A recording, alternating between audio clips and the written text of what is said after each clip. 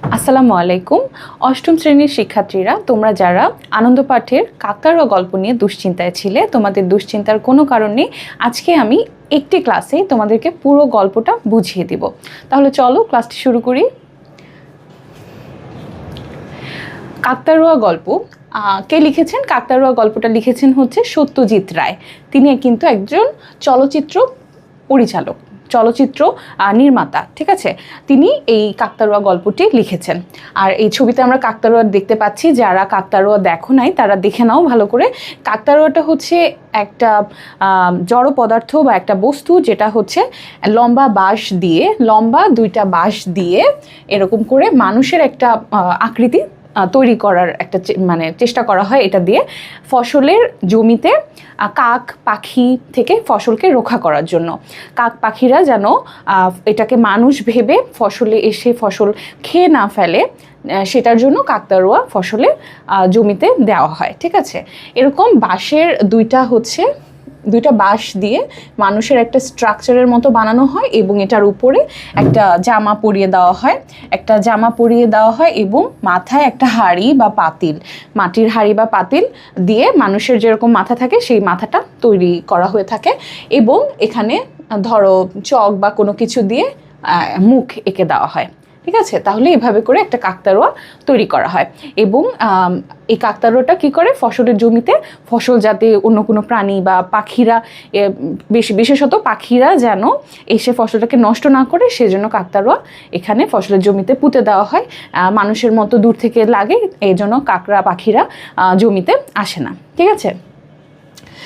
এখন দেখো, কাকতাড়ুয়া গল্পটা যাওয়ার আগে আমরা কি করব, শব্দার্থগুলো টিকাগুলো ভালো করে পড়ে নিব, ঠিক আছে, যাতে করে গল্পের ভিতরে আমরা কঠিন শব্দার্থ যেগুলো আছে সেগুলো বুঝে ফেলতে পারি যে কি বলা হচ্ছে।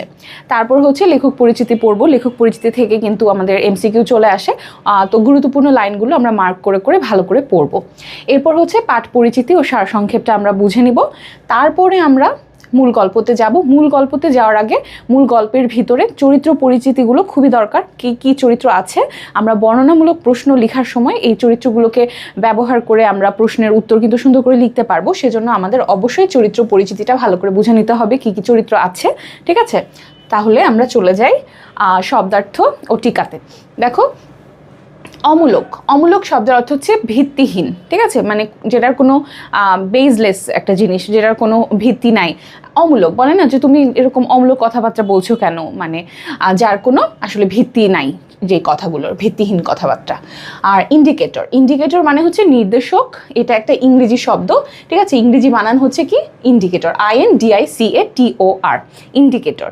ইন্ডিকেটর হচ্ছে তোমার বাইকে বা গাড়িতে হচ্ছে তেলের একটা কাঁটা থাকে, তেলের একটা নির্দেশক থাকে, যেমন এরকম একটা স্ক্রিনের মতো থেকে এরকম একটা কাঁটা থাকে। এই কাঁটাটা হচ্ছে বিভিন্ন জায়গায় উঠানামা করে, অর্থাৎ তোমার ট্যাঙ্কে তেল আছে কি না, সেটা কতটুকু তেল আছে কি আছে, এটা হচ্ছে নির্দেশ করে, ঠিক আছে। তেল কম থাকলে কমের দিকে লোয়ার সাইডে চলে যায়, তেল বেশি থাকলে হচ্ছে দেখায় যে তেল ফুল আছে ট্যাঙ্কটা। তো এটাই হচ্ছে তোমার ইন্ডিকেটর, গাড়িতে মোটরযানে বা বাইকে, ঠিক আছে। এগুলো এই ইন্ডিকেটরটা তেল নির্দেশ করার জন্য থাকে, তোমার তেল ফুল আছে নাকি কম আছে। এরপর ট্যাঙ্ক হচ্ছে গাড়ির তেল রাখার জায়গা, এটা আমরা সবাই জানি। লং জার্নিও কিন্তু একটা ইংরেজি শব্দ, ঠিক আছে, মানে হচ্ছে দীর্ঘ ভ্রমণ। রিস্ক হচ্ছে কি ঝুঁকি, এটাও ইংরেজি শব্দ। মানপত্র সম্মানসূচক স্মারক, ঠিক আছে, মানপত্র সম্মানসূচক স্মারক। রিজার্ভেশন হচ্ছে সংরক্ষণ, ইংরেজি, এটাও একটা ইংরেজি শব্দ, সংরক্ষণ, ঠিক আছে। আমরা যে মানে আগে থেকে বুক করি ট্রেনের টিকিট বা এয়ার ফেয়ার, তারপর হচ্ছে তোমার এয়ার টিকিট, তারপরে হচ্ছে তোমার রুম, ঠিক আছে। আমরা কোনো জায়গায় হোটেলে বেড়াতে যাওয়ার আগে কি করি, আগে রিজার্ভ করে নিই, রিজার্ভেশনটা নিয়ে নিই, মানে কি সংরক্ষণ করে রাখি, নিজের জন্য বুক করে রাখি। তো সেটাই হচ্ছে কি রিজার্ভেশন। কুসংস্কার, অন্ধবিশ্বাস যার পেছনে যৌক্তিক কোনো কারণ থাকে না, কুসংস্কার। অন্ধবিশ্বাস যে যার পেছনে কোনো যৌক্তিক কারণ থাকে না, ঠিক আছে। যেমন বলে না যে রাতে নখ কাটতে হয় না, বা রাতে আয়নায় চেহারা দেখা যায় না বা দেখা লাগে না, এগুলো কিন্তু সব ভিত্তিহীন কথাবার্তা এবং এগুলো কুসংস্কার, ঠিক আছে। বিভিন্ন জেলায় বিভিন্ন ধরনের কুসংস্কার রয়েছে বিভিন্ন অঞ্চলে। পাজি হচ্ছে কি, পাজি শব্দের অর্থ পঞ্জিকা। পঞ্জিকা যেখানে তারিখ, সন, তিথি, নক্ষত্র ইত্যাদি লেখা থাকে, ঠিক আছে। মানে পঞ্জিকা যেটা হচ্ছে তোমার বাংলা হচ্ছে তোমার মানে ক্যালেন্ডারের মতো, যে ক্যালেন্ডার সেখানে হচ্ছে তোমার দিনক্ষণ কোনটা, শুভ দিন কোনটা, অশুভ দিন, এগুলো হচ্ছে তোমার লেখা থাকে। আর যেখানে তারিখ, সন, তিথি, নক্ষত্র এগুলো সব লেখা থাকে, সেটাই হচ্ছে কি পাজি অথবা পঞ্জিকা। বোঝা গেল তাহলে আমাদের শব্দার্থ টিকাগুলো। আরও কিছু আছে সেগুলো আমরা দেখে নিব এখন। কুঁড়ে ঘর, কুঁড়ে ঘর মানে হচ্ছে খড়কুটো দিয়ে বানানো ছোট ঘর। কুঁড়ে ঘর মানে হচ্ছে খড়কুটো দিয়ে বানানো ছোট ঘর। আর বসতি হচ্ছে বসবাসের জায়গা। অ্যাম্বাসেডর, অ্যাম্বাসেডর হচ্ছে এক ধরনের মোটর গাড়ির নাম, ইংরেজি হচ্ছে অ্যাম্বাসেডর। তারপর হচ্ছে কোষ্ঠী, কোষ্ঠী হচ্ছে নবজাতকের ভবিষ্যৎবাণী লেখা হয় যেখানে, ঠিক আছে। এটা হচ্ছে সনাতন ধর্মে একটু বেশি মনে হয় তোমার প্রচলিত আছে। কোষ্ঠী নবজাতকের ভবিষ্যৎবাণী লিখে থাকেন পুরোহিত বা এরকম মানুষ, তার কোষ্ঠী দেখে, কোষ্ঠী গণনা করে তার দিনক্ষণ, বিভিন্ন ধরনের শুভ দিনক্ষণ তারা বের করেন, এরকম কিছু একটা। আমি যদি ভুল হয়ে না থাকি, সনাতন ধর্মের মানুষরা বেশি ভালো বলতে পারবেন। আর মজাগত, মজাগত মানে হচ্ছে জন্মগত, ঠিক আছে। মজাগত শব্দের অর্থ জন্মগত। পুলোভার, পুলোভার হচ্ছে সুতোয় বোনা শীতকালীন জামা। পুলোভার হচ্ছে সুতোয় বোনা শীতকালীন জামা, সোয়েটারের, ঠিক আছে, বিশেষত সোয়েটার। তারপর হচ্ছে প্লট, প্লট হচ্ছে কাহিনী, ঘটনাক্রম। আর নোটবুক হচ্ছে দরকারি তথ্য টুকে রাখার খাতা বিশেষ, ইংরেজি, এটা একটা ইংরেজি শব্দ নোটবুক, ঠিক আছে। পয়েন্ট, পয়েন্ট হচ্ছে বিষয়, প্রসঙ্গ, ইংরেজি, এটাও একটা ইংরেজি শব্দ, পয়েন্টও ইংরেজি শব্দ। তাহলে কিন্তু আমরা এই গল্পে অনেকগুলো ইংরেজি শব্দ শব্দার্থে পাচ্ছি, ঠিক আছে। পয়েন্ট, তারপর হচ্ছে তোমার ইন্ডিকেটর, রিজার্ভেশন, এগুলো সব ইংরেজি শব্দ। এরপরে দেখো বিশ্ব চরাচর মানে সারা পৃথিবী, বিশ্ব চরাচর মানে সারা পৃথিবী। ড্যাবা, ড্যাবা বড় অর্থে ব্যবহৃত হয়েছে। ড্যাবা, ড্যাবা কি বড় অর্থে ব্যবহৃত হয়েছে, বলে না ড্যাবা ড্যাবা চোখ, মানে কি বড় বড় চোখ, বড় অর্থে ব্যবহৃত হয় এই তোমার শব্দটা। তারপর সদ্ব্যবহার, সদ্ব্যবহার হচ্ছে কোনো কিছু ব্যবহার করা বা কাজে লাগানো, ঠিকভাবে কোনো কিছু ব্যবহার করা বা কাজে লাগানো, বলে না সময়ের সদ্ব্যবহার করো, ঠিক আছে, জিনিসটার সঠিক ব্যবহার করো, সঠিকভাবে কাজে লাগাও, এটাই। হৃদকম্পন, হৃদয়ের কম্পন। মালকোচা, দুই পায়ের মধ্য দিয়ে গোজা, ধুতি, লুঙ্গি প্রভৃতির কোচা, মানে কিছু মানে গুজে রাখে না, সেটাই হচ্ছে মালকোচা। বা শাড়ির আঁচল এভাবে করে গুজে রাখে কোমরে, বা ধুতি দুই পায়ের ভিতর গুজে রাখে, তাহলে এটা হচ্ছে কি গুজে রাখা কোনো কিছু। এটা আমরা লিখবো যে দুই পায়ের মধ্য দিয়ে গোজা, ধুতি, লুঙ্গি প্রভৃতির কোচা। শিহরণ, শিহরণ হচ্ছে অনুভূতি, ঠিক আছে, শিহরণ হচ্ছে অনুভূতি মানে হচ্ছে ফিলিংস। সেটে, সেটা হচ্ছে লেগে থাকা। ভীমরতি, ভীমরতি হচ্ছে বয়স বাড়ার কারণে জ্ঞান বুদ্ধি লোপ পাওয়া বোঝাতে ব্যবহৃত হয়, বলে না বুড়ো বয়সে ভীমরতি হয়েছে তার, মানে কি বুড়ো বয়সে মানে বয়স বেড়েছে কিন্তু জ্ঞান বুদ্ধি তার লোপ পেয়েছে বা কমে গেছে, ঠিক আছে। ব্যারাম, ব্যারাম, ব্যারাম মানে হচ্ছে রোগ, ব্যারাম মানে কি রোগ। তারপর হচ্ছে উদুরি, উদুরি হচ্ছে পেটের পীড়া। উদুরি মানে হচ্ছে পেটের পীড়া, মানে পেটের ব্যামো বা পেটের অসুখ, ঠিক আছে। এরপর আমরা চলে যাচ্ছি লেখক পরিচিতিতে। দেখো সত্যজিৎ রায়ের জন্ম হচ্ছে 1921 খ্রিস্টাব্দে এবং তিনি কলকাতায় জন্মগ্রহণ করেছিলেন, ঠিক আছে। 1921 খ্রিস্টাব্দে তার জন্ম কলকাতায়। তার পূর্বপুরুষের ভিটে ছিল কিশোরগঞ্জের কটিয়াদি উপজেলার মসুয়া গ্রামে। সত্যজিৎ রায় একজন চলচ্চিত্র নির্মাতা, চিত্রনাট্যকার, শিল্প নির্দেশক, সঙ্গীত পরিচালক এবং লেখক, ঠিক আছে। তিনি কিন্তু একই সাথে অনেক কিছু, দেখো চলচ্চিত্র নির্মাতা, চলচ্চিত্র নির্মাণ করেছেন তিনি অনেক, তারপর চিত্রনাট্যকার, শিল্প নির্দেশক, তারপর সঙ্গীত পরিচালক ও লেখক, ওকে। তিনি 20 শতকের শ্রেষ্ঠ চলচ্চিত্র নির্মাতাদের একজন হিসেবে বিবেচিত। তাহলে 20 শতকের শ্রেষ্ঠ চলচ্চিত্র নির্মাতাদের মধ্যে একজন কে? সত্যজিৎ, ঠিক আছে, রায়। এরপরে হচ্ছে দেখো তার নির্মিত প্রথম চলচ্চিত্র পথের পাঁচালী 1955 বহু আন্তর্জাতিক পুরস্কার লাভ করে। পথের পাঁচালী কিন্তু অনেক ফেমাস, ঠিক আছে। এই চলচ্চিত্রটা 1955 সালে হচ্ছে তিনি এটা নির্মাণ করেন এবং এটা আন্তর্জাতিক বহু পুরস্কার লাভ করেছে, বহু আন্তর্জাতিক পুরস্কার এটা লাভ করেছে। তাহলে এখান থেকে কিন্তু আমাদের এমসিকিউ চলে আসতে পারে যে পথের পাঁচালী কার নির্মিত চলচ্চিত্র, আমাদের সত্যজিৎ রায়ের। অথবা অন্যভাবে আসতে পারে যে পথের পাঁচালী কত সালে নির্মিত হয়েছিল, 1955 সালে। অথবা আসতে পারে কি যে সত্যজিৎ রায়ের নির্মিত প্রথম চলচ্চিত্র কোনটি ছিল, পথের পাঁচালী। ওকে, আমরা যদি এটা ভালো করে লাইনটা মনে রাখি তাহলে এইখান থেকে যেভাবেই আমাদের এমসিকিউ আসুক না কেন আমরা কিন্তু পেরে যাব খুব তাড়াতাড়ি। চলচ্চিত্র নির্মাণের বাইরে তিনি ছিলেন একাধারে শিশু সাহিত্যিক, প্রকাশক এবং চিত্রকর। তিনি ছোট গল্প ও উপন্যাস রচনা করেছেন। তার সৃষ্টি জনপ্রিয় চরিত্র গোয়েন্দা ফেলুদা ও প্রফেসর শঙ্কু 1992 খ্রিস্টাব্দে তিনি মৃত্যুবরণ করেন। ওকে, তাহলে এই দুই লাইনটা আমরা মনে রাখবো, ঠিক আছে। তার জনপ্রিয় চরিত্র কি, তার সৃষ্টি জনপ্রিয় চরিত্র হচ্ছে গোয়েন্দা ফেলুদা, ঠিক আছে, গোয়েন্দা ফেলুদা আর প্রফেসর শঙ্কু, গোয়েন্দা ফেলুদা এবং প্রফেসর শঙ্কু। এখন দেখো শঙ্কু বানানটা এখানে হচ্ছে এরকম হবে, আমরা এখানে একটু সমস্যা হয়ে গেছে বানানটা, দেখো উম কয় যুক্ত হবে, উম কয় যুক্ত রস্যুকার, ঠিক আছে। উম নিচে হসন্ত হবে না, উম কয় যুক্ত দিয়ে আমরা এভাবে শঙ্কু বানানটা লিখবো, এখানে একটু ভুল এসেছে টাইপিংয়ে। ওকে, শঙ্কু তালবস্য উম ক যুক্ত রস্যুকার, শঙ্কু। প্রফেসর শঙ্কু এবং গোয়েন্দা ফেলুদা কার সৃষ্টি, এটা হচ্ছে আমাদের সত্যজিৎ রায়ের সৃষ্টি। এগুলো আমরা মনে রাখবো। আর জন্ম মৃত্যু সালটা আমরা মনে রাখবো, 1921 সালে হচ্ছে তার জন্ম এবং 1992 সালে তার মৃত্যু, ঠিক আছে। 1921 সালে জন্ম, 1992 সালে মৃত্যু, 1921 আর 1992 এভাবে আমরা মনে রাখবো সত্যজিৎ রায়ের জন্ম এবং মৃত্যু সাল, ঠিক আছে। তাহলে হয়ে গেল আমাদের গুরুত্বপূর্ণ লাইনগুলো, এভাবে আমরা মার্ক করে ভালো করে মুখস্থ করে নিব এমসিকিউ এর জন্য। চলে গেল আমাদের লেখক পরিচিতি, এবার আমরা পড়বো পাঠ পরিচিতি, ঠিক আছে। চলো এই পাঠ পরিচিতিটা পড়লে আমরা কিছুটা হলেও ধারণা পাবো কাকতাড়ুয়া আসলে কি বিষয়ক গল্প এবং এর ভিতরে আসলে কি আছে বা কি শিক্ষণীয় ব্যাপার স্যাপার আছে, এগুলো কিন্তু আমরা জানতে পারবো। তাহলে দেখো, কাকতাড়ুয়া গল্পে সত্যজিৎ রায় কুসংস্কারের ক্ষতিকর দিক তুলে ধরেছেন। তাহলে কাকতাড়ুয়ার মূল ব্যাপারটা কি, যে কুসংস্কার জিনিসটাকে তিনি তুলে ধরেছেন এবং কুসংস্কারে যে বিশ্বাস করতে হয় না সেটা আমরা এই গল্পের মাধ্যমে শিখব, ঠিক আছে। দেখো, কাকতাড়ুয়া গল্পে সত্যজিৎ রায় কুসংস্কারের ক্ষতিকর দিক তুলে ধরেছেন। বিশেষ পরিস্থিতিতে মানবের অলৌকিক অভিজ্ঞতার প্রকাশ ঘটতে পারে। গল্পে একটি অনুষ্ঠান শেষে ব্যক্তিগত গাড়িতে করে কলকাতা ফিরছিলেন লেখক মৃগাঙ্ক বাবু, ঠিক আছে। লেখক কি, মৃগাঙ্ক বাবু।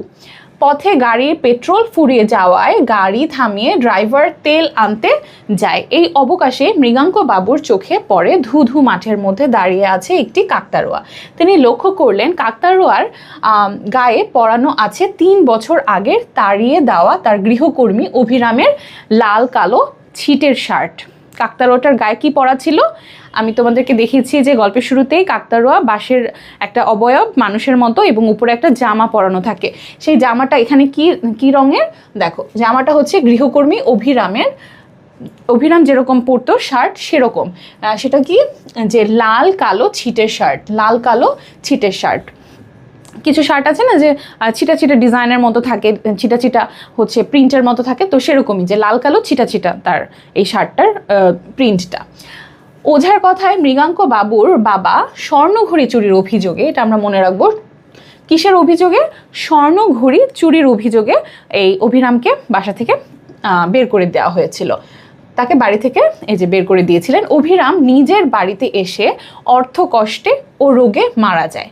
অভিরাম কিসে মারা যায়, অর্থকষ্টে এবং রোগে মারা যায়। চাকরি চলে গেছে, তাদের বাসায় চাকরি করতো, একটা পয়সা পেত, সেটা এখন পাচ্ছে না, তাহলে অর্থকষ্ট ছিল এবং সেই সাথে তার অসুখ হয়েছিল, সেই দুইটারই জন্য, এবং যেহেতু অর্থকষ্ট ছিল সে কি চিকিৎসার অভাবে মারা যায়, ঠিক আছে, রোগে পড়ে চিকিৎসার অভাবে মারা যায়। সেই অভিরাম কাকতাড়ুয়া রূপে লেখককে জানায় যে আলমারির নিচে পেছন দিকটায় ঘড়িটি এখনও পড়ে আছে।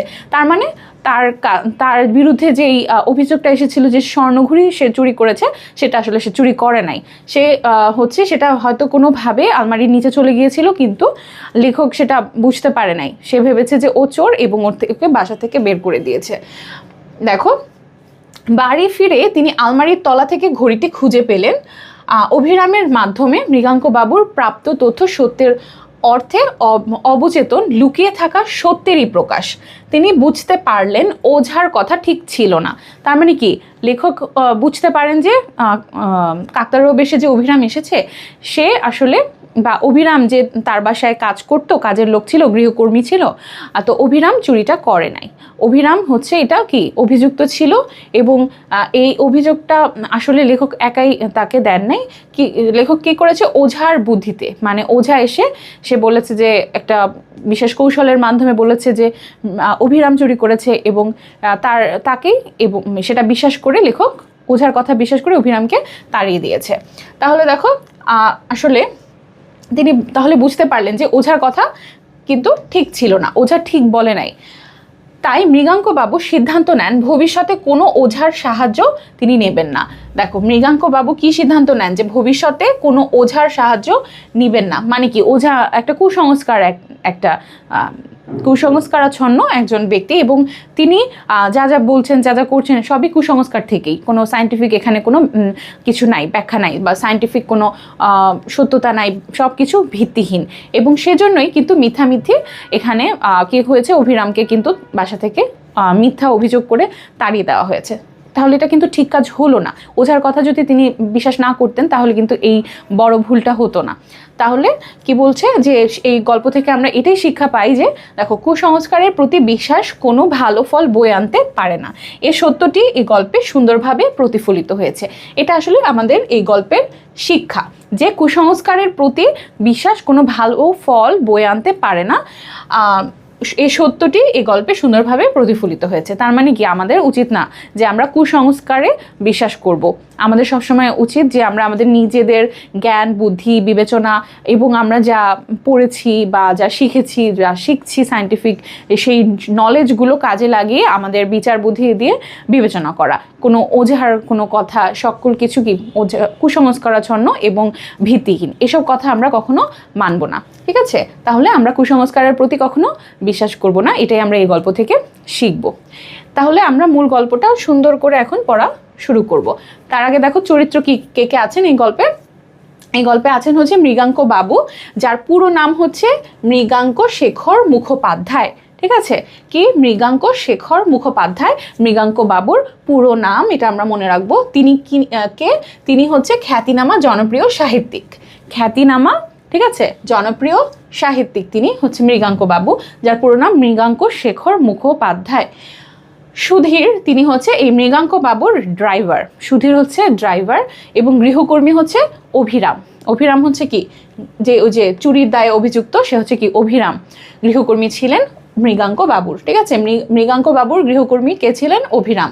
আর হচ্ছে আরেকটা চরিত্র কাকতারুয়া। ঠিক আছে, এই 4টা চরিত্র আমরা পাচ্ছি। তাহলে কে কে, 1 নাম্বার মৃগাঙ্ক বাবু, 2 নাম্বার হচ্ছে সুধীর, মৃগাঙ্ক বাবুর ড্রাইভার, 3 নাম্বার হচ্ছে কে অভিরাম, গৃহকর্মী ছিলেন মৃগাঙ্ক বাবুর, এবং 4 নাম্বার কাকতারুয়া। ওকে, চলে যাচ্ছি নেক্সট স্লাইডে। দেখো, মূল গল্পে চলে গেলাম। মৃগাঙ্ক বাবুর সন্দেহটা যে অমূলক নয়, সেটা প্রমাণ হলো পানাগড়ের কাছাকাছি এসে। ঠিক আছে, গাড়ির পেট্রোল ফুরিয়ে গেল, পেট্রোলের ইন্ডিকেটরটা কিছুকাল থেকেই গোলমাল করছে। সে কথা আজও বেরোবার মুখে ড্রাইভার সুধীরকে বলেছেন, কিন্তু সুধীর গা করেনি। আচ্ছা, আমরা এতটুকু পড়লাম। প্রথমে দেখো, মৃগাঙ্ক বাবুর সন্দেহটা যে অমূলক নয়, অমূলক শব্দের অর্থ আমরা কি জেনেছি, ভিত্তিহীন। ঠিক আছে, তাহলে মৃগাঙ্ক বাবুর সন্দেহটা ভিত্তিহীন ছিল না। ঠিক আছে, তার সন্দেহটা করার যৌক্তিকতা ছিল, এখানে ভিত্তিহীন ছিল না। সেটা প্রমাণ হলো, সেটা কি প্রমাণ হলো, যে তার গাড়ির পেট্রোল ফুরিয়ে গেল পানাগড়ের কাছাকাছি এসে। তাহলে আমরা এখানে এমসিকিউর জন্য পড়তে পারি পানাগড়ের কাছাকাছি এসে, মানে তিনি কলকাতায় যাচ্ছিলেন, কিন্তু কলকাতা পানাগড় থেকে কি একটু দূরে আছে। তাহলে পানাগড়টা কাছাকাছি পৌঁছালেন, কিন্তু কলকাতায় তিনি পৌঁছাননি এখনও। পানাগড়ে পৌঁছাতে পৌঁছাতে তার গাড়ির পেট্রোল শেষ হয়ে গেছে। তাহলে পেট্রোলের ইন্ডিকেটর, ইন্ডিকেটর শব্দার্থটা আমরা অলরেডি জানি। ইন্ডিকেটর শব্দার্থ মানে শব্দের অর্থ কি? নির্দেশক, ঠিক আছে? মানে গাড়ির পেট্রোলের কতটুকু আছে না আছে এই নির্দেশকটা হচ্ছে কি ইন্ডিকেটর। তাহলে বলছে যে কিছুকাল থেকে গোলমাল করছে, মানে ইন্ডিকেটরটা, গাড়িটার ইন্ডিকেটরটা একটু নষ্ট আছে, গোলমাল করছে, ঝামেলা করছে, এই জন্য আসলে বুঝতে পারেনি যে তেল কতটুকু আছে গাড়ির। কিন্তু আজও বেরোবার মুখে ড্রাইভার সুধীরকে বলেছেন, এটা তিনি সুধীরকে বলেছেন, কিন্তু সুধীর গা করেনি। মানে কি? সুধীর সেটাকে বেশি একটা গুরুত্ব দেয়নি, ঠিক আছে? এটা বোঝানো হচ্ছে। গা করেনি মানে কি? গায়ে লাগায়নি বা গুরুত্ব দেয়নি বেশি করে। গায়ে লাগায়নি মানে কি যে গায়ে লাগানো, এটা না। গা করেনি মানে কি? গুরুত্ব দেয়নি সেটাকে, ঠিক আছে? আসলে কারটা যা বলছিল তার চেয়ে কম পেট্রোল ছিল ট্যাঙ্কে। কাঁটাটা একটু গোলমাল ছিল, তাই কাঁটা হচ্ছে ঠিক মতো বলতে পারেনি যে কতটুকু, মানে দেখাতে পারেনি যে কতটুকু তেল আছে, এজন্য বুঝতে পারেনি ড্রাইভারটা হয়তো। কিন্তু মৃগাঙ্কবাবু তাকে কিন্তু ড্রাইভারকে সচেতন করেছিল, কিন্তু ড্রাইভারটা গুরুত্ব দেয়নি। ওকে, বুঝলাম আমরা এতটুকু।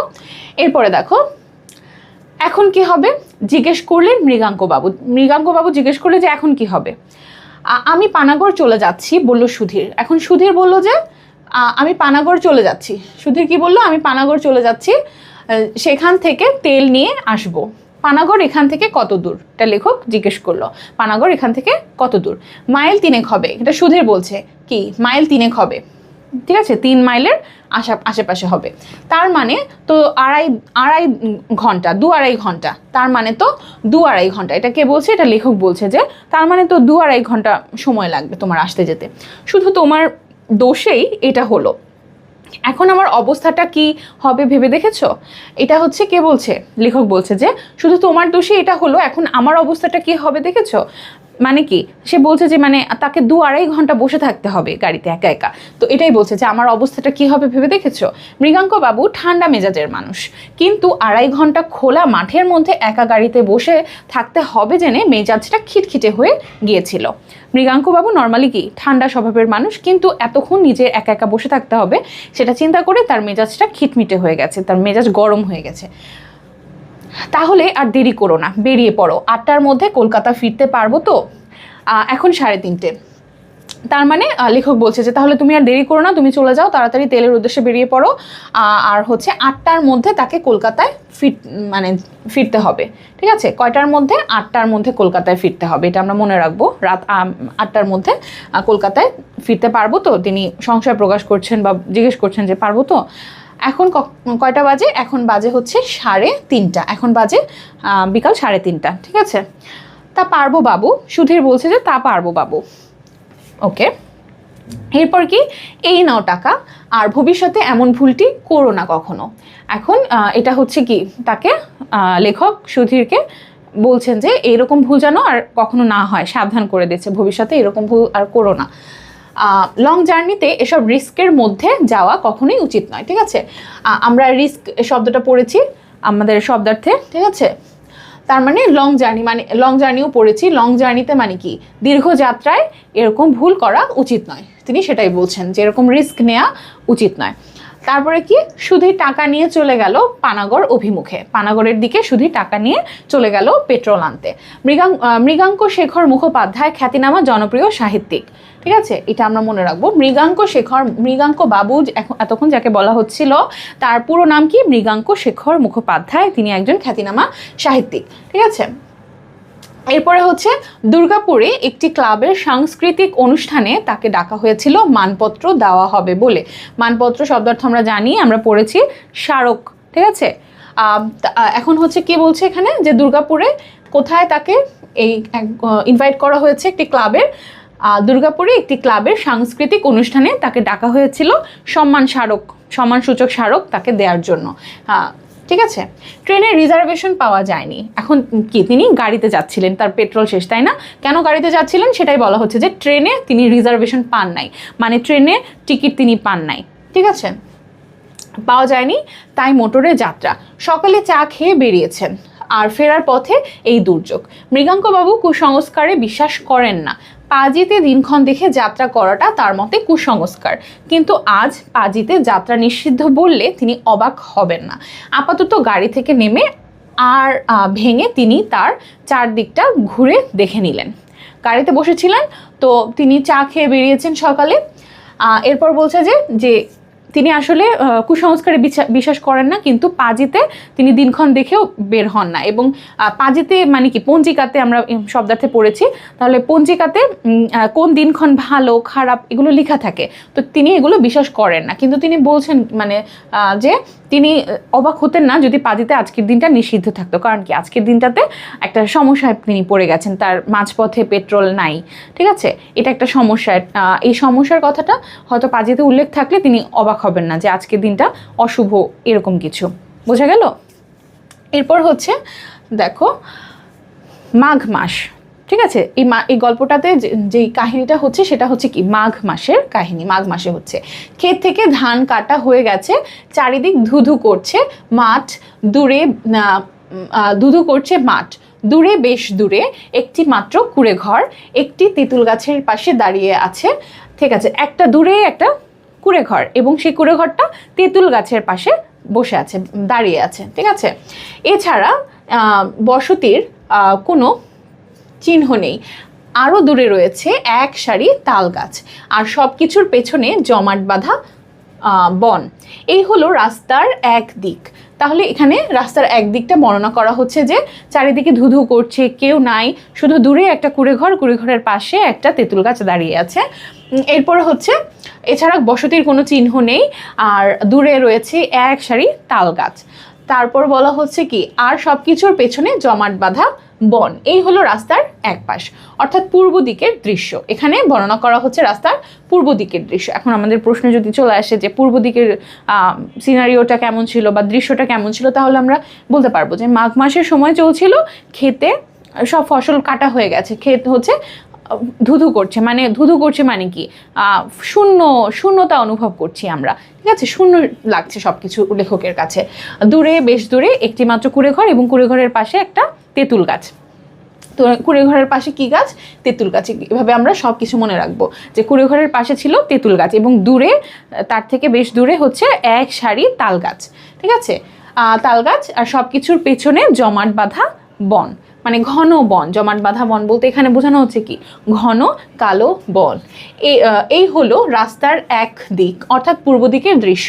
পশ্চিমে বিশেষ পার্থক্য নেই, পশ্চিম কিছুটা এরকমই, তাই বলছে যে বিশেষ পার্থক্য নেই পশ্চিমে।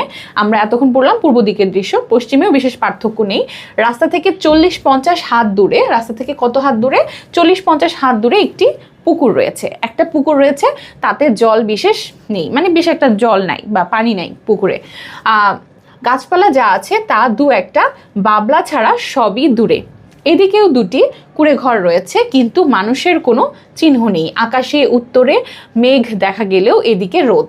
আকাশে উত্তরের দিকে হচ্ছে মেঘ দেখা যাচ্ছে, কিন্তু লেখক যেদিকে আছে এদিকে হচ্ছে কি রোদ। মাঠের মধ্যে দাঁড়িয়ে আছে একটা কাকতাড়ুয়া। এই যে আমাদের গল্পের কাকতাড়ুয়া চলে এসেছে। কি বলছে? মাঠের মধ্যে দাঁড়িয়ে আছে একটা কাকতাড়ুয়া। শীতকাল হলেও রোদের তেজ আছে বেশ, ঠিক আছে। মাঘ মাস মানে কি শীতকাল। তারপর হচ্ছে বলা হচ্ছে কি শীতকাল হলেও রোদের তেজটা ভালোই আছে, রোদ বেশ মানে তীব্রই একটা রোদ। তাই মৃগাঙ্ক বাবু গাড়িতে ফিরে এলেন। তারপর ব্যাগ থেকে একটা গোয়েন্দা কাহিনী বার করে পড়তে লাগলেন, ঠিক আছে।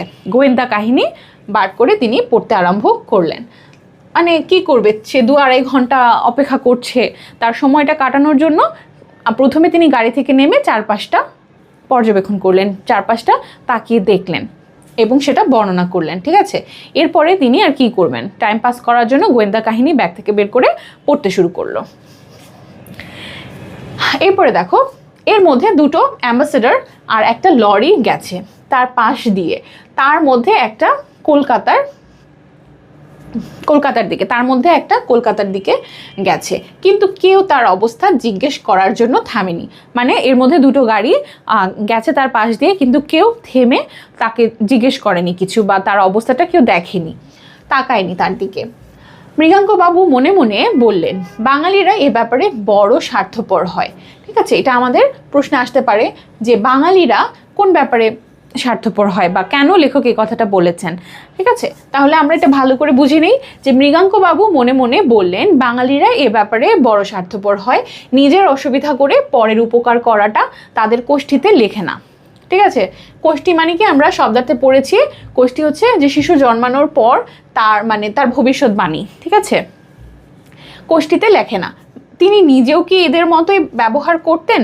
হয়তো তাই, তিনিও তো বাঙালি। লেখক হিসেবে তার খ্যাতি আছে ঠিকই, কিন্তু তাতে তার মজ্জাগত দোষগুলোর কোনো সংস্কার হয়নি। জন্মগত, মজ্জাগত শব্দের অর্থ কি? জন্মগত। আমরা শব্দার্থে পড়েছি মজ্জাগত মানে হচ্ছে জন্মগত, ঠিক আছে। দেখো শব্দার্থ আগে পড়ে নিলে তোমরা কিন্তু যখন নিজে নিজে গল্পটা পড়বে তখন কিন্তু এই কঠিন কঠিন শব্দগুলো তোমরা বুঝে নিতে পারবে, যে মজ্জাগত মানে জন্মগত, ঠিক আছে, কোষ্ঠী মানে কি, এগুলো সব বুঝে নিতে পারবে। আর যদি শব্দার্থটা আগে না পড়ো তাহলে কিন্তু গল্পের ভিতর কনফিউশন থেকে যাবে, তোমরা ভাববে যে মজ্জাগত মানে কি, এটা নিয়ে চিন্তা করতে থাকবে, তাই না? বা এটা গল্প পড়তে পড়তে শব্দার্থ উল্টে দেখবে বারবার। এটার চাইতে আগে শব্দার্থটা ভালো করে বুঝে পড়ে নিবা, তারপরে গল্পের ভিতর প্রবেশ করলে দেখবা যে গল্পের কঠিন শব্দার্থগুলো পেরে যাচ্ছ নিজে নিজেই। তাহলে মজ্জাগত শব্দের অর্থ জন্মগত। আচ্ছা, তাহলে আমরা এই প্যারাটা বুঝে নেই যে বাঙালিরা এ ব্যাপারে বড় স্বার্থপর। এটা কোন ব্যাপারে বলা হচ্ছে? মানে এই যে তারা একটুতে থেমে আরেকজনের বিপদ আপদ বা আরেকজনের সমস্যাটা বোঝার চেষ্টা করবে, সেটা বাঙালিরা করে না। লেখক এটা বলছেন যে তারা যাচ্ছে কোথাও কিন্তু একটু থেমে পাশে যে তাকাবে যে আরেকজনের কোনো সমস্যা হচ্ছে কিনা বা কেন সে দাঁড়িয়ে আছে, এটা তারা কিন্তু ওই গাড়ি দুটো যে চলে গেছে পর্যবেক্ষণ করেনি।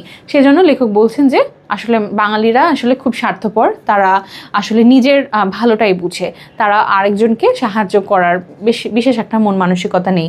এটা চিন্তা করতে করতে তিনি কিন্তু আবার নিজেও ভাবছেন যে আমিও তো বাঙালি, তার মানে আমিও এরকম, আমি যদি ওদের জায়গায় হতাম তাহলে আমি হয়তো এরকমই করতাম, আমি থেমে আরেকজনকে জিজ্ঞেস করতাম না যে আপনার কী সমস্যা হচ্ছে, বা আমি একটু দেখতাম না, আমিও তো বাঙালি, তাহলে আমিও এটা করতাম না। এটাই তিনি এখানে বলছেন, ঠিক আছে।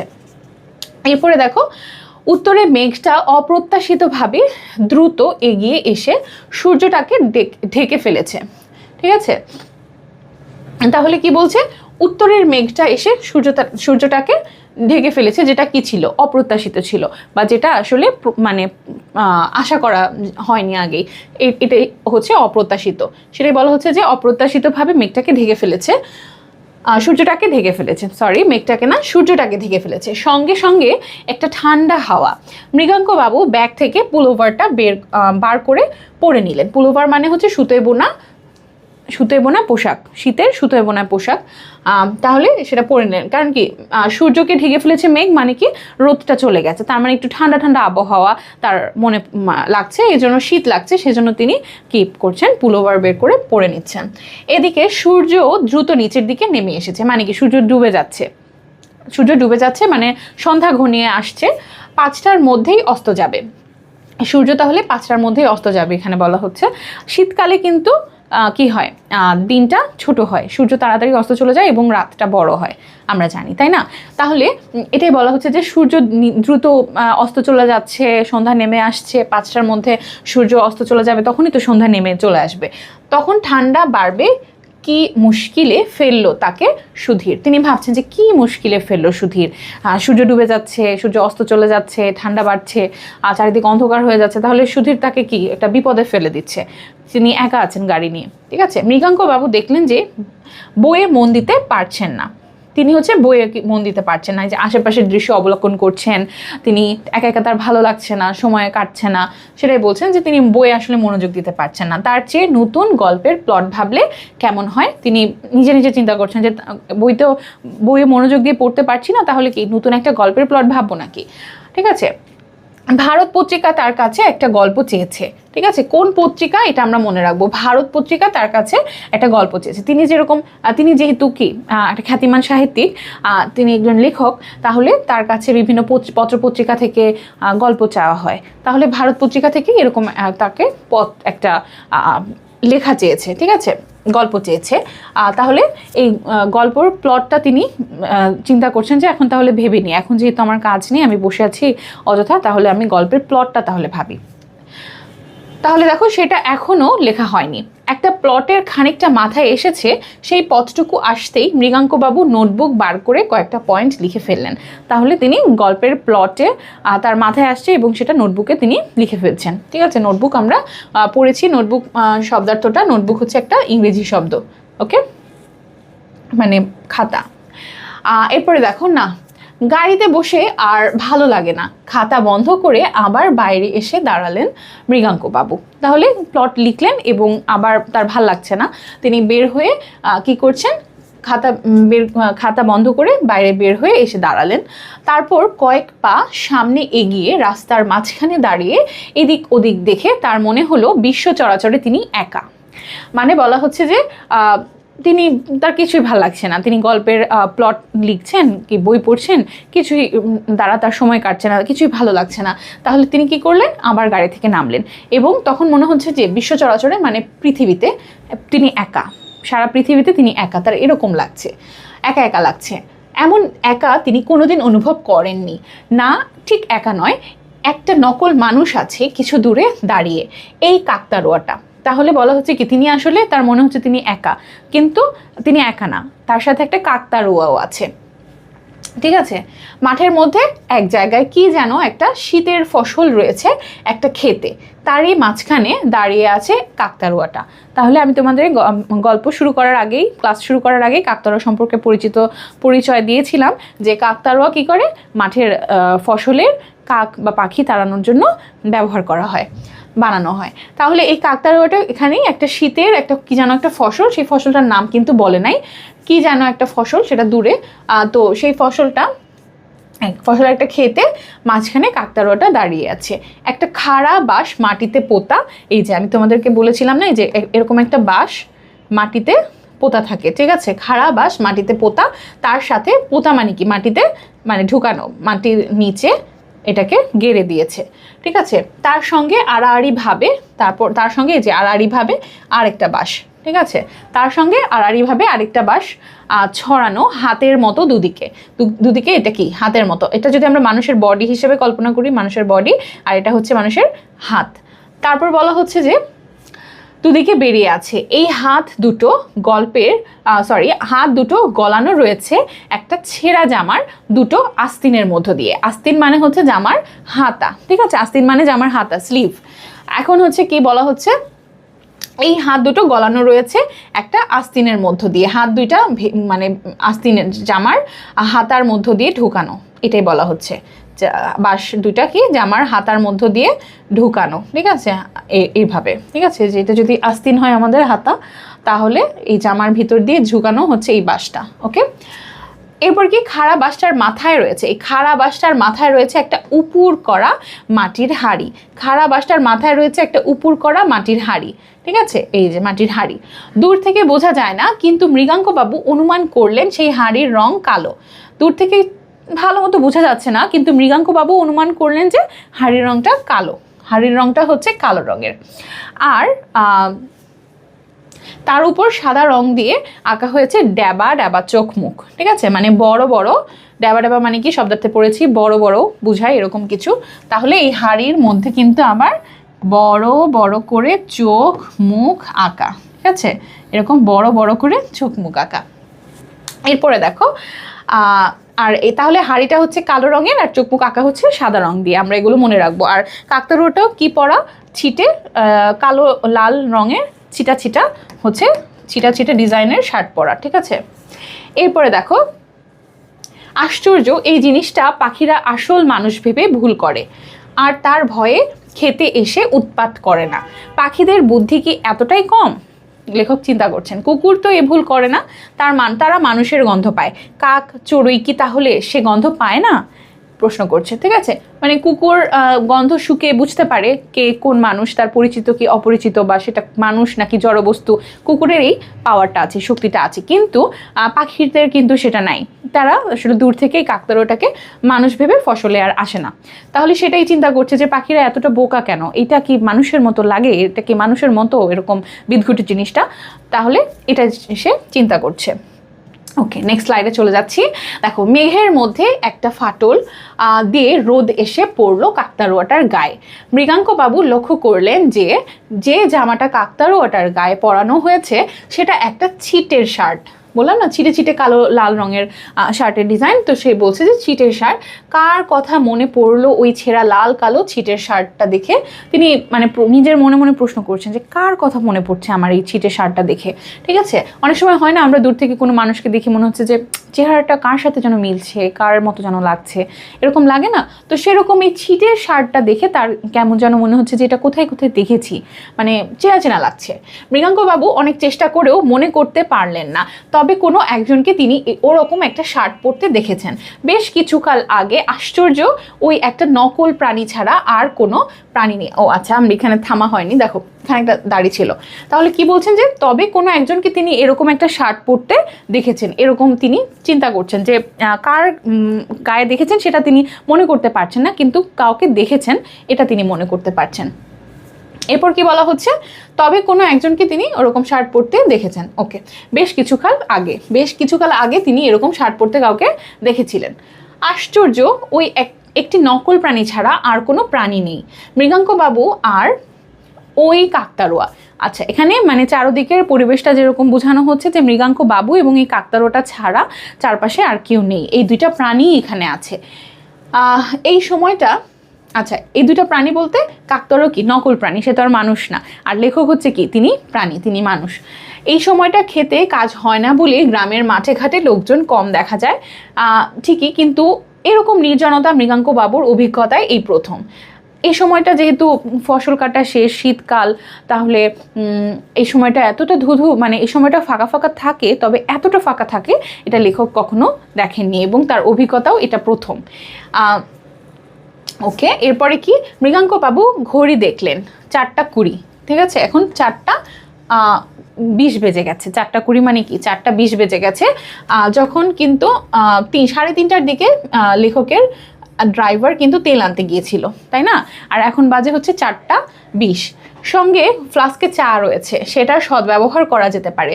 সদ্ব্যবহার মানে কি, মানে ভালো ব্যবহার সেটা তিনি করতে পারেন, সঠিক ব্যবহার তিনি করতে পারেন সেটার। বা মানে সঠিক ব্যবহার বলতে এখানে বলা হচ্ছে কি যে চারিদিকে কেউ নেই, তিনি একা একা, এইরকম একা একা অবস্থায় আমরা কি করি, এনজয় করি, চা খাই, কফি খাই, তাই না? পরিবেশটা দেখি, চা কফি খেতে খেতে এনজয় করি। তো সেটাই বলা হচ্ছে যে ফ্লাস্কে চা আছে, তিনি চাইলে কিন্তু সেই সময়টা সঠিক ব্যবহার করতে পারেন, চা খেতে খেতে চারপাশটা অবলোকন করতে পারেন। গাড়িতে ফিরে এসে ফ্লাস্ক খুলে ঢাকনায় চা ঢেলে খেলেন মৃগাঙ্কবাবু। ঠিক আছে, তাহলে তিনি গাড়িতে এসে চা খেলেন, চা ফ্লাস্ক খুলে চা ঢেলে খাচ্ছিলেন। শরীরটা একটু গরম হলো, কালো মেঘের মধ্যে ফাঁক দিয়ে সূর্যটাকে একবার দেখা গেল। কাকতাড়ুয়াটার গায়ে পড়েছে লালচে রোদ, সূর্য দূরের তালগাছটার মাথায় কাছে এসেছে, আর মিনিট 5-একেই অস্ত যাবে। আরেকটা অ্যাম্বাসেডর মৃগাঙ্কবাবুর গাড়ির পাশ দিয়ে বেরিয়ে গেল। মৃগাঙ্কবাবু আরেকটু চা ঢেলে খেয়ে আবার গাড়ি থেকে নামলেন। সুধীরের আসতে এখনও ঘণ্টাখানেক দেরি, কি করা যায়? পশ্চিমের আকাশ এখন লাল, সেদিক থেকে মেঘ সরে এসেছে। চ্যাপ্টা লাল সূর্যটা দেখতে দেখতে দিগন্তের আড়ালে চলে গেল। এবার ঝপ করে অন্ধকার নামবে। মানে এখানে একটা সিনারিও বোঝাচ্ছে যে মানে সূর্য ডুবে যাচ্ছে, অন্ধকার নেমে আসছে, সন্ধ্যা হয়ে যাচ্ছে, এবং মৃগাঙ্কবাবু কী করছেন, সময় একা একা তার কাটছে না, তার একা একা লাগছে। চারিদিকে কাকতাড়ুয়াটা এবং এই মৃগাঙ্কবাবু ছাড়া আর কেউ নেই। তো তিনি কিছুক্ষণ চা খেলেন, গাড়িতে বসে চা খেয়ে আবার গাড়ি থেকে নামলেন। মানে সময়টা কাটানোর জন্য তিনি বিভিন্ন কাজ করছেন। বই পড়লেন, প্রথমে বই মন দিতে পারলেন না, তারপর হচ্ছে তিনি নতুন গল্পের প্লট ভাবলেন, প্লটও তিনি 2-4টা পয়েন্ট লিখে আর তার ভাল লাগছে না, সেটা খাতা বন্ধ করে রাখলেন, আবার চারিদিকটা অবলোকন করলেন, তারপর চা খেয়ে আবার গাড়ি থেকে নামলেন। চারপাশে মানুষ যাচ্ছে বলতে 2-3টা গাড়ি যাচ্ছে, অ্যাম্বাসেডর গাড়ি, তখন তিনি সেগুলো দেখছেন। তার খুব একা একা লাগছে এবং এমন একটা সময় যে সূর্যটাও ডুবে যাচ্ছে এবং অন্ধকার নেমে আসছে, কিন্তু তার ড্রাইভার এখনও তেল নিয়ে আসছে না। ওকে, এরপরে দেখো কাকতাড়ুয়া। আচ্ছা, কেন জানি মৃগাঙ্কবাবু, আচ্ছা দিগন্ত নামবে। আচ্ছা, এরপরে দেখো এটা ভুলে এসেছে, এটা হবে না এখানে। ওকে, দেখো কেন জানি মৃগাঙ্কবাবু অনুভব করছেন প্রতি মুহূর্তেই ওই নকল মানুষটা তাকে বেশি করে আকর্ষণ করছে। তার কেন যেন মনে হচ্ছে যে কাকতাড়ুয়াটা তাকে আকর্ষণ করছে, মানে তিনি তার অন্যদিকে তাকাচ্ছেন বারবার, কাকতাড়ুয়ার দিকেই তার চোখ পড়ে যাচ্ছে। ঠিক আছে, সেটার দিকে এক দৃষ্টিতে চেয়ে থাকতে থাকতে মৃগাঙ্কবাবু কতগুলো জিনিস লক্ষ্য করে একটা হৃদকম্প অনুভব করলেন। ঠিক আছে, হৃদকম্প মানে কি? হৃদকম্পন। ঠিক আছে, আমরা শব্দার্থে জেনেছি। ওটার চেহারায় সামান্য পরিবর্তন হয়েছে। কি? হাত দুটো কি নিচের দিকে নেমে এসেছে খানিকটা, দাঁড়ানোর ভঙ্গিটা কি আরেকটু জ্যান্ত মানুষের মতো, খাড়া বাঁশটার পাশে কি আরেকটা বাঁশ দেখা যাচ্ছে, ও দুটো কি বাঁশ না ঠ্যাং, মাথার হাড়িটা কি একটু ছোট মনে হচ্ছে না, তিনি কি এই তেপান্তরের মাঠে একা দাঁড়িয়ে থাকতে থাকতে চোখে ভুল দেখছেন? কাকতাড়ুয়া কি কখনো জ্যান্ত হয়ে ওঠে? কখনোই না। আচ্ছা, তাহলে আমরা এতটুকু পড়লাম, এতটুকু আমরা বুঝে নেই। মানে আমরা যখন কোনো বাসায় পুতুল থাকলে বা কোনো কিছু থাকলে আমরা বারবার ওর দিকে তাকাই এবং সন্দেহপ্রবণ দৃষ্টিতে তাকালে আমাদের কেন যেন মনে হয় ও একটু হাসছে, ওর মুখটা মনে হচ্ছে একটু বড় হচ্ছে, একটু হাসছে, বা ও আমার দিকে তাকিয়ে আছে, এরকম লাগছে। ঠিক আছে, এটা কিন্তু আসলে হচ্ছে না, কিন্তু আমাদের সাবকনশিয়াস মাইন্ডের আমরা ভাবছি যে আমরা যেহেতু সন্দেহপ্রবণ একটা দৃষ্টিতে তাকাচ্ছি, তাই যেন আমাদের কাছে মনে হচ্ছে ও যেন হাসছে বা ও যেন আমার দিকে তাকিয়ে আছে, এরকম লাগছে। তো সেরকম লেখকেরও লাগছে, তার সাবকনশিয়াস মাইন্ডে কি হচ্ছে, তার মনে হচ্ছে যে কাকতাড়ুয়াটা মনে হয় মানুষের কাকতাড়ুয়াটা কি করছে দেখো, খানিকটা হয়তো তার দিকে চলে আসছে, দূর থেকে তার দিকে চলে আসছে, তার প্রথমে এরকম লাগছে।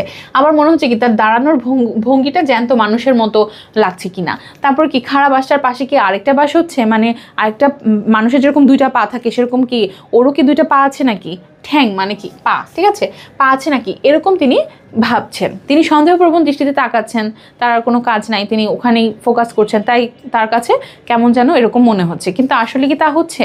আসলে কি কাকতাড়ুয়া পরিবর্তন হতে পারবে না, সে তো একটা জড় পদার্থ, দুটো বাঁশ একটা হাড়ি দিয়ে তৈরি। ঠিক আছে, কখনোই না। কিন্তু মৃগাঙ্কবাবুর দৃষ্টি আবার কাকতাড়ুয়ার দিকে গেল।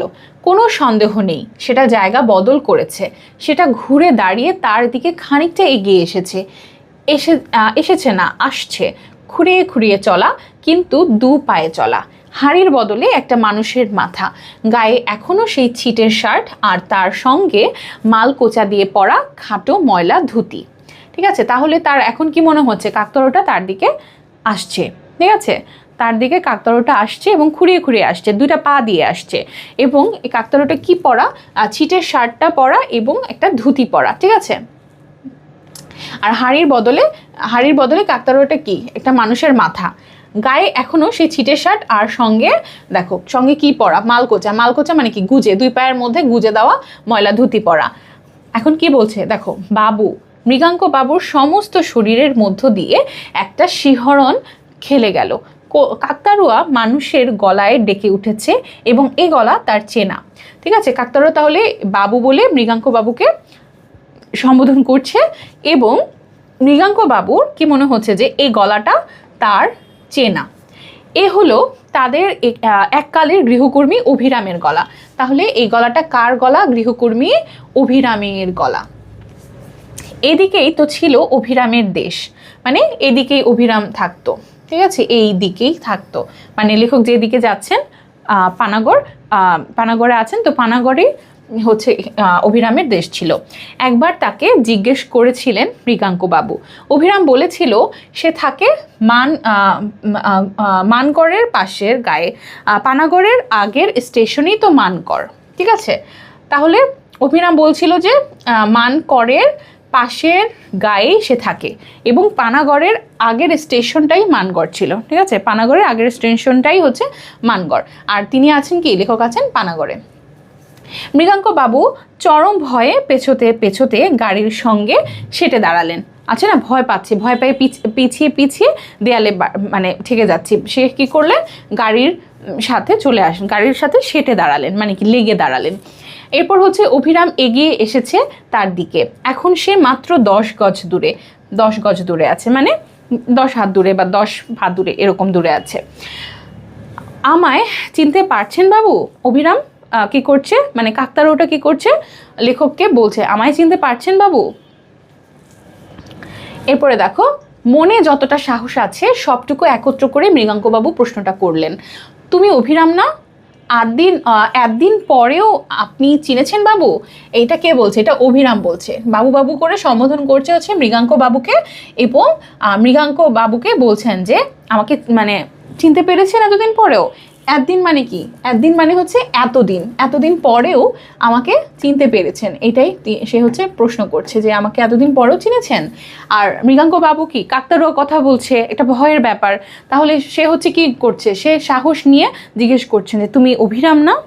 ঠিক আছে, মানুষের মতো দেখাচ্ছে অভিরামকে, তাই বোধহয় মৃগাঙ্কবাবু সাহস পেলেন।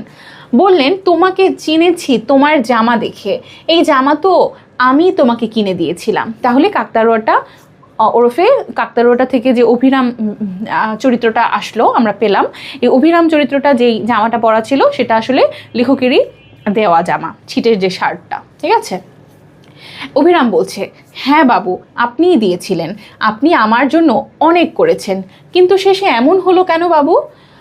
আমি তো কোনো দোষ করিনি, আপনারা আমার কথা বিশ্বাস করলেন না কেন? ঠিক আছে, এই প্রশ্নগুলো অভিরাম করছে লেখককে, মৃগাঙ্ক বাবুকে, যে আপনারা তো আমার জন্য অনেক করেছেন, তাহলে শেষে কেন আমার সাথে এরকম করলেন? ঠিক আছে, কেন আমার সাথে এরকম হলো? আমার কথা কেন আপনারা বিশ্বাস করলেন না? মৃগাঙ্ক বাবুর মনে পড়লো 3 বছর আগের ঘটনা। ঠিক আছে, কত বছর আগের ঘটনা আমরা মনে রাখবো, এটা 3 বছর আগের ঘটনা। অভিরাম ছিল মৃগাঙ্ক বাবুদের 20 বছরের পুরনো গৃহকর্মী। অভিরাম ছিল মৃগাঙ্ক বাবুদের 20 বছরের পুরনো গৃহকর্মী। এগুলো আমাদের কিন্তু এমসিকিউতে দিয়েই দিতে পারে যে কত বছর আগের ঘটনা ছিল, 3 বছর আগের। অভিরাম কত বছরের পুরনো গৃহকর্মী ছিল? 20 বছরের পুরনো গৃহকর্মী ছিল। শেষে একদিন অভিরামের মতিগতি ফেরে। সেই মৃগাঙ্ক বাবুর বিয়েতে পাওয়া সোনার ঘড়িটা চুরি করে বসে। সুযোগ সুবিধা দুই ছিল অভিরামের।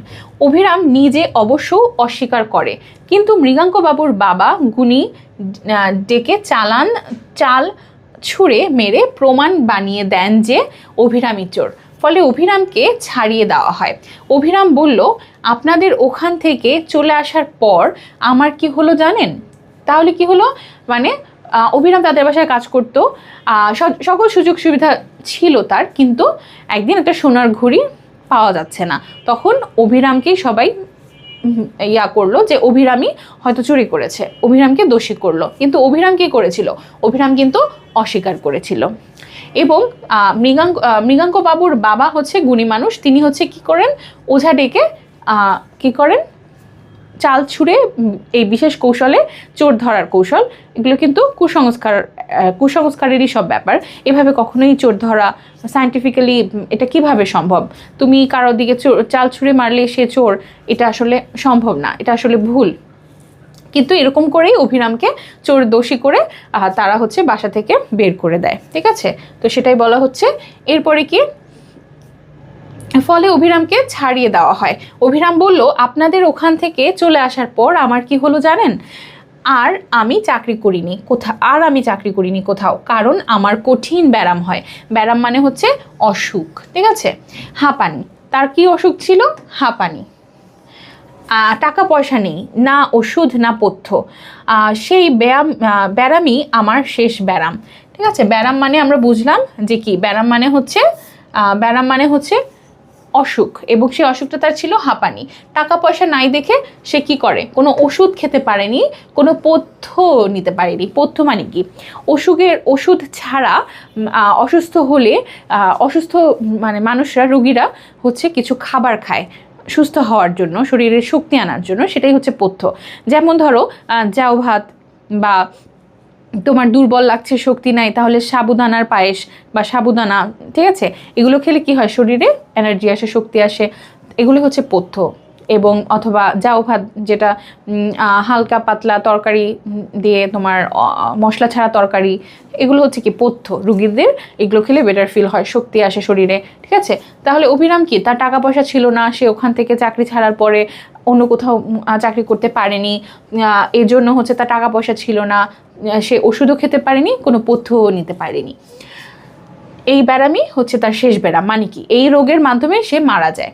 আর এই জামাটা ছেলে রেখে দেয়, আর তার পরনে যে জামাটা ছিল সেটা হচ্ছে অভিরাম প্রথমে পড়েছে, তারপর সেই জামাটা তার ছেলে রেখে দিয়েছিল, তারপর তার ছেলে পড়েছে, সে নিজে কিছুদিন পরে, মানে কি সে মানে কি এইটা তার ছেলে কিছুদিন পরে, এবং যখন ছিঁড়ে যায় সেটা হয়ে যায় কাকতাড়ুয়ার পোশাক। আমি হয়ে যাই সেই কাকতাড়ুয়া, কেন জানেন? আর এই অভিরামই এই কাকতাড়ুয়াটা হয়ে গেছে। কেন? কারণ কি আমি জানতাম একদিন না একদিন আপনার সঙ্গে আবার দেখা হবে। আমার প্রাণটা ছটফট করছিল। হ্যাঁ, মৃত লোকেরও প্রাণ থাকে। আমি মরে গিয়ে যা জেনেছি সেটা আপনাকে বলতে চাইছিলাম। সেটা কি অভিরাম? আচ্ছা, বাড়ি ফিরে গিয়ে আপনার আলমারির নিচে পেছন দিকটায় খোঁজ করবেন, সেখানেই আপনার ঘড়িটা পড়ে আছে। এই 3 বছর ধরে ঘড়িটা আলমারির পিছনেই পড়ে আছে। অভিরাম কি বলছে যে আমি কাকতাড়ুয়া হয়ে গেছি। কেন কাকতাড়ুয়া হয়েছি? কারণ আমি জানতাম একদিন এই পথ দিয়ে আপনি যাবেন এবং আপনার সাথে আমার কথা হবে, ঠিক আছে, আপনার সাথে আমার দেখা হবে। তাহলে আমার প্রাণটা ছটফট করছিল। এটা কার প্রাণ ছটফট করছিল? অভিরামের। হ্যাঁ, মৃত লোকেরও প্রাণ থাকে। আমি মরে গিয়ে যা জেনেছি সেটা আপনাকে বলতে চাই। এরা কে বলছে? হ্যাঁ, মৃত লোকেরও প্রাণ থাকে, অভিরাম বলছে। এবং অভিরাম কেন এটা বলছে? কারণ কি আমি মরে গিয়ে, এবং অভিরাম কি করছে? মরে গিয়ে কি জানতে পেরেছে? সে জানতে পেরেছে হচ্ছে কি যে তার ঘড়িটা কোথায় আছে, লেখকের ঘড়িটা কোথায় আছে। অভিরাম তো চুরি করেনি। অভিরাম তাই বলছে যে আমি মরে গিয়ে এটা জেনেছি যে 3 বছর ধরে ঘড়িটা আপনার আলমারির পেছনে পড়ে আছে, ঠিক আছে। আপনার নতুন চাকর ভালো করে ঝাড় দেয় না, তাই সে দেখতে পায়নি। এই ঘড়ি পেলে পরে আপনি জানবেন অভিরাম কোনো দোষ করেনি। তাহলে এই ঘড়িটা পেলেই এটা প্রমাণ হবে যে অভিরাম কোনো দোষ করেনি, সেটা লেখক জানতে পারবে। এটাই অভিরাম বলছে। অভিরামকে আর ভালো করে দেখা যায় না। সন্ধ্যা নেমে এসেছে। মৃগাঙ্কবাবু শুনলেন অভিরাম বলছে, এতকাল পরে নিশ্চিন্ত হলাম বাবু, আমি আসি। তার মানে কি? তা মিথ্যা দায়ে অভিরামকে বাসা থেকে বের করে দেওয়া হয়েছে, চাকরিচ্যুত করা হয়েছে। তার মানে কি এটা তার মধ্যে একটা সবসময় কাজ করতো যে কবে আমি এটা প্রমাণ করতে পারবো যে আমি আসলে চোর নই। তাহলে অভিরাম সেটাই বলছে যে আমি মানে এইটার অপেক্ষায় ছিলাম যে কবে আমি আপনাকে জানাতে পারবো, ঠিক আছে। তারপরে কি হলো দেখো, এতকাল পরে নিশ্চিন্ত হলাম বাবু, মানে অভিরাম নিশ্চিন্ত হয়েছে এতকাল পরে এটা জানানোর পর। আমি আসি। তারপর অভিরাম চলে গেল। আমি আসি। মৃগাঙ্কর বাবুর চোখের সামনে থেকে অভিরাম অদৃশ্য হয়ে গেল। তেল এনেছি বাবু। সুধীরের গলায় মৃগাঙ্কবাবুর ঘুমটা ভেঙে গেল। এই যে দেখো, ঘুমটা কিন্তু তার ভেঙে গেল। তার মানে কি এতক্ষণ যা হচ্ছিল সেটা আসলে আসল কাহিনী না, সেটা হচ্ছে লেখকের স্বপ্ন। সে ঘুমিয়ে ঘুমিয়ে এগুলো দেখছিলেন, ঠিক আছে। এরপরে দেখো, গল্পের প্লট ফাঁদতে কলম হাতে গাড়ির মধ্যে তিনি ঘুমিয়ে পড়ছিলেন। গল্পের প্লট লিখতে লিখতে তিনি কি করছিলেন? ঘুমিয়ে পড়েছিলেন, এবং সেই ঘুমে তিনি এই স্বপ্নটা দেখেছেন। অভিরামের এই কাকতাড়ুয়া থেকে অভিরাম, ঠিক আছে, অভিরামের এসব বলা, এগুলো সব তিনি স্বপ্ন দেখছিলেন। এবং স্বপ্নটা কখন ভাঙলো? যখন তেল নিয়ে তার ড্রাইভার সুধীর চলে আসে। এরপরে কি দেখো, ঘুম ভাঙতেই তার দৃষ্টি চলে গেল পশ্চিমের মাঠের দিকে। কাকতাড়ুয়াটা যেমন ছিল তেমনভাবেই দাঁড়িয়ে আছে। বাড়িতে এসে আলমারির তলায় খুঁজতেই ঘড়িটা বেরিয়ে পড়ল। মৃগাঙ্কবাবু স্থির করলেন ভবিষ্যতে আর কিছু গেলেও ওঝার সাহায্য আর কখনো নেবেন না, ঠিক আছে। তার মানে তিনি স্বপ্ন দেখেছিলেন ঠিকই, বাড়ি ফিরে যখন আলমারির পেছনে, আলমারির নিচে যখন তিনি, আলমারির তলায় যখন তিনি ঘড়িটা খুঁজে পেলেন, তখন তিনি বুঝলেন যে আসলে ওঝাকে কখনো এরকম বিশ্বাস করে কোনো কিছু খোয়া গেলে, কোনো কিছু হারিয়ে গেলে অবশ্যই ওঝার বিশ্বাসে কোনো কিছু তিনি করবেন না। ওঝা ডেকে ওঝার সাহায্য তিনি কখনো নেবেন না, কারণ এগুলো কি কুসংস্কারাচ্ছন্ন এবং এগুলো কোনো ভিত্তিহীন, মানে কোনো এর ভিত্তি নেই, ঠিক আছে। এভাবে তিনি কখনো কাউকে দোষী বা অভিযুক্ত করবেন না, সেটা তিনি স্থির করলেন। ওকে, তাহলে আমরা গল্পটা বুঝতে পারলাম। অবশ্যই গল্পটা থেকে আমরা এটাই শিখি যে কুসংস্কার কখনো বিশ্বাস করা উচিত নয়, ঠিক আছে। আমরা সবসময় কুসংস্কার থেকে দূরে থাকব এবং আমাদের নিজেদের বিবেক বুদ্ধি দিয়ে বিবেচনা করে আমরা সিদ্ধান্ত গ্রহণ করব। ধন্যবাদ সবাইকে। আজকের ক্লাসে ভালো করে মনোযোগ দিয়ে শুনলে আশা করি খুব ভালো তোমরা বুঝতে পারবে। কোনো সমস্যা থাকলে অবশ্যই কমেন্টে জানাবে। আল্লাহ হাফেজ।